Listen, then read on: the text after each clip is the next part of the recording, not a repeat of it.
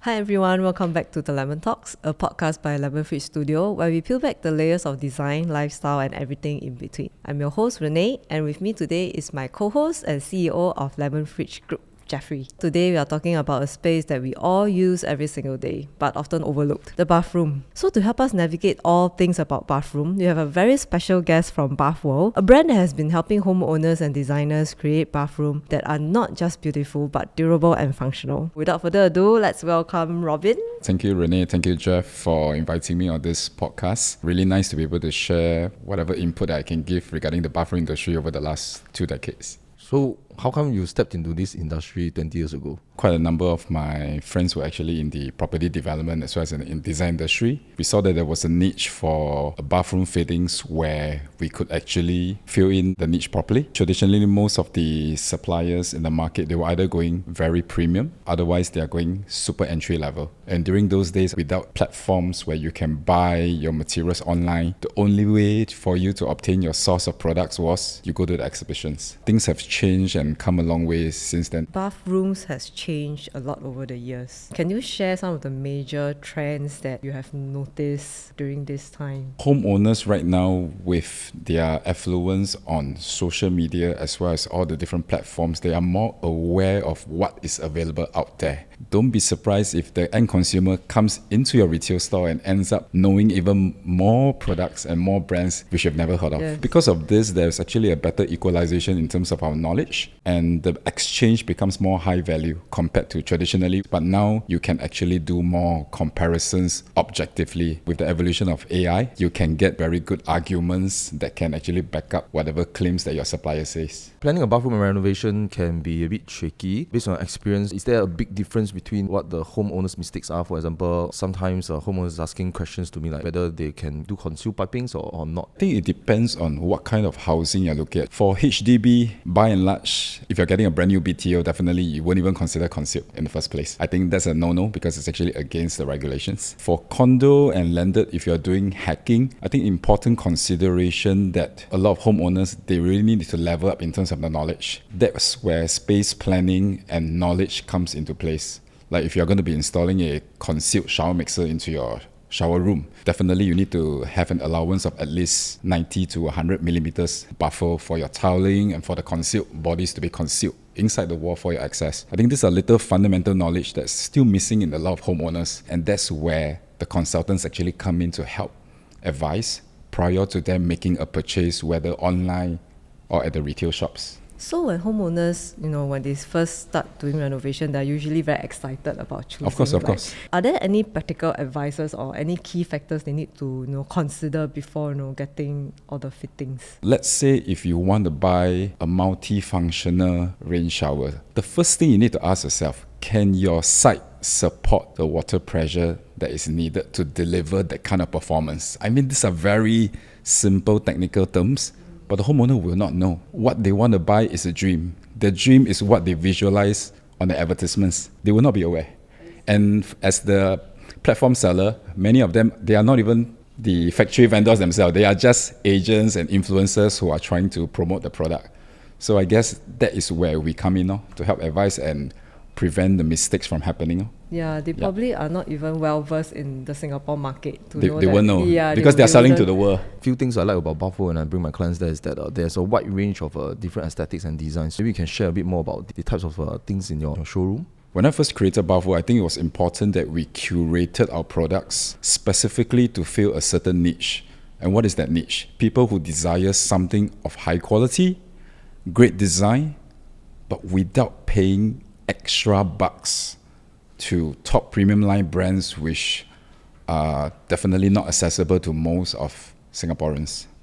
Now, good thing is because Singapore is in a market where we are so affluent compared to all our ASEAN neighbors. You're looking at an average renovation budget of easily 50 to 60,000 average per apartment for a HDB flat. That to me is sufficient because your bathroom expenditure for fittings and fixtures will not even be more than 10%. And with that amount, it's already sufficient for you to get a quality product without even having to go online. When homeowners plan their bathroom renovation, how do they decide what to really spend on their bathroom or to save on?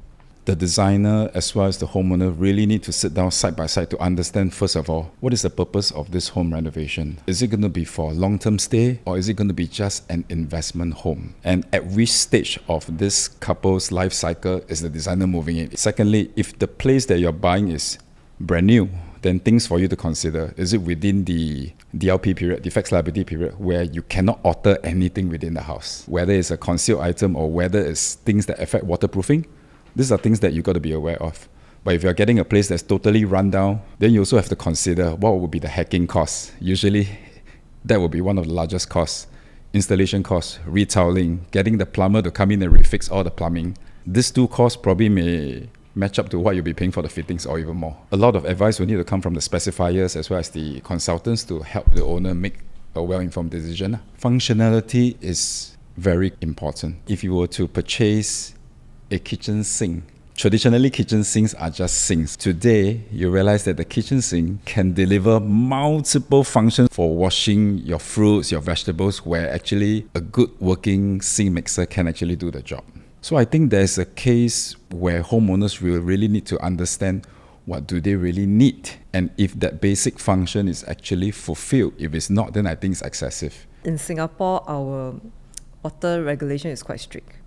So how does this regulation influence the bathroom products homeowners should be choosing? To reiterate on this fact, we are strict, yes and no. I think the regulations are in place to ensure that retailers and wholesalers like ourselves are only bringing in products that have already been tested in local labs and approved for sale in Singapore. However, up to today, we still see a very, very strong numbers of online products coming from retailers on e-commerce spaces and getting those products into Singapore. And somehow these products tend to go under the radar. So nobody knows whether these products are going to fail or not, and whether or not these products are actually compliant to Singapore's water regulations. Okay, so you're saying that the fittings that are selling in Singapore retailers' shop are being tested?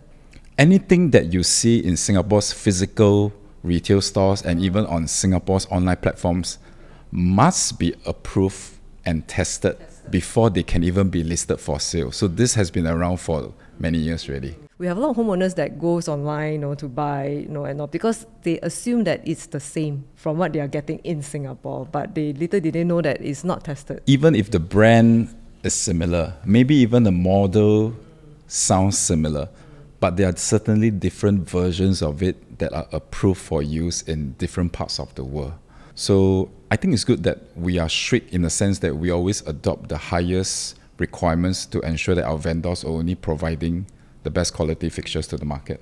Smart homes are becoming more common, and we are seeing this trend extending into the bathrooms. So when people hear smart bathrooms, what does that really mean? The first thing that comes to people's mind is always the automated toilet. Yes.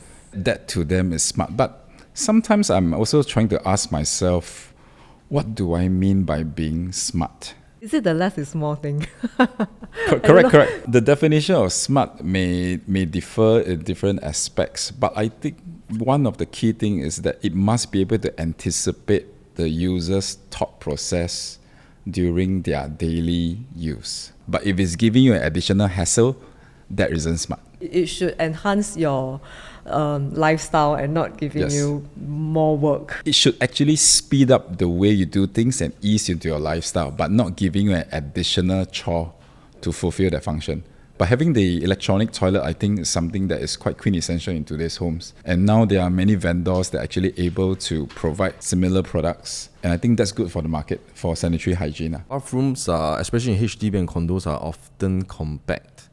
And for us, we spend a lot of time also optimizing all the layouts in these kind of compact homes. From the fittings aside, what are some space-saving solutions that do you think the bathroom can work well? For most of the new BTOs in Singapore, I think one of the key concerns they have is always a lower ceiling height. It kind of limits what they can install for their shower fittings. We try to discourage owners from actually installing rain showers for their HDBs. unless it's for the master bathroom. Master bathroom tends to have more clearance because of the typology of the different bathrooms. For water closets, they could always opt for WCs that actually have shorter lengths.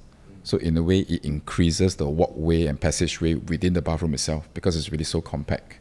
Choice of doors. I mean, rather than going for full swing doors, opt for bifold or even PD doors. With such space limitation, right? Some bathroom can still feel quite bright and open. So do you have any tips or tricks for homeowners when choosing the fittings? I think lighting is very important. There are products like natural skylights which you can implement within the bathroom to give that illusion of more volume within that small space. For fixtures wise, if you were to go for something that's of a single tone color, more towards the neutral white and muted tones, it tends to also make the place bigger.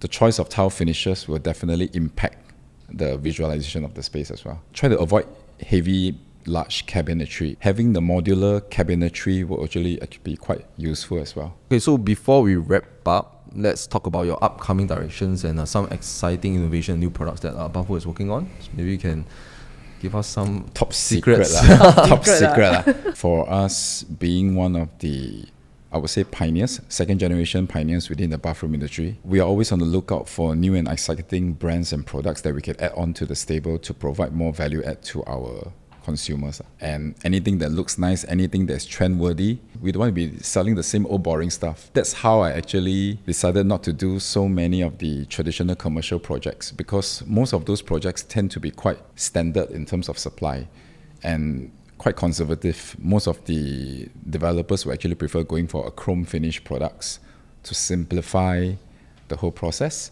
whereas in dealing with the end users and the consumers, they are much more engaging and open to trying out new kinds of finishes.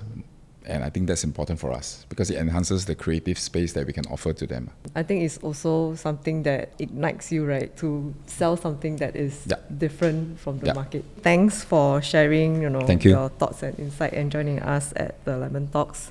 And also to our listeners, we hope you have found this conversation as inspiring and practical as we did. If you are planning a renovation, remember that working with experienced design consultant at Lemonfridge, combined with trusted partners like Bathworld, can make all the difference, from maximizing spaces to choosing long-lasting and sustainable fittings. Don't forget to follow us on Instagram for more ideas and inspiration on design and lifestyle. So until next time, this is Renee and Jeffrey from Lemonfridge and Robin from Bathworld, and you've been listening to the Lemon Talks. Thank you. Thanks.